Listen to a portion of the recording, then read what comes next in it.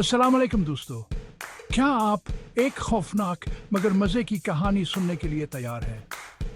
आज मैं आपको डरावनी चुड़ैल, खौफनाक दीव और पुरस्कार जिन के बारे में बताने वाला हूँ।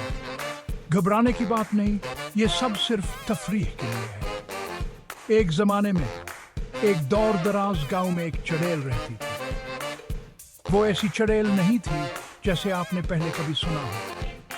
इसे गांव वालों को मजाक में तंग करना बहुत पसंद था।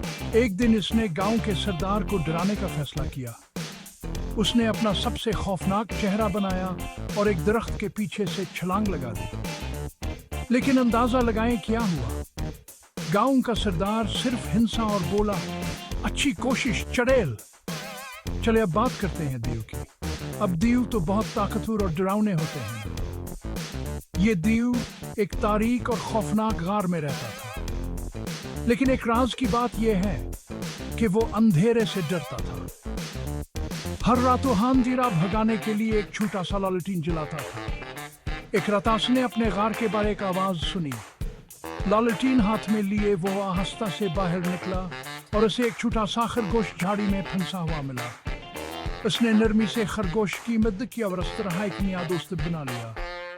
और अब बात करते हैं जिन की। जन जादुई मखलूक होती हैं जो हैरत अंगेज काम कर सकती हैं। इस जिन को ख्वाहिशें पूरी करना बहुत पसंद था, लेकिन सिर्फ ऐसी सूरत में जब ख्वाहिश करने वाला नीक दिल हो।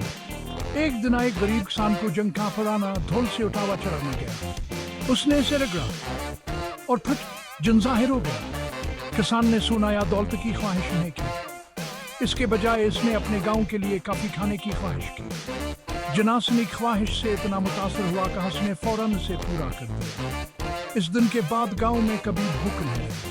तो बच्चों, चुड़ैल दीवावर जिन शायद डरावने लगते हों, लेकिन उनकी अपनी कहानियां हैं और कभी कभी हाथने भेबरे नहीं होते। याद रखें, हर कहानी में कोई ना कोई सबक होता है।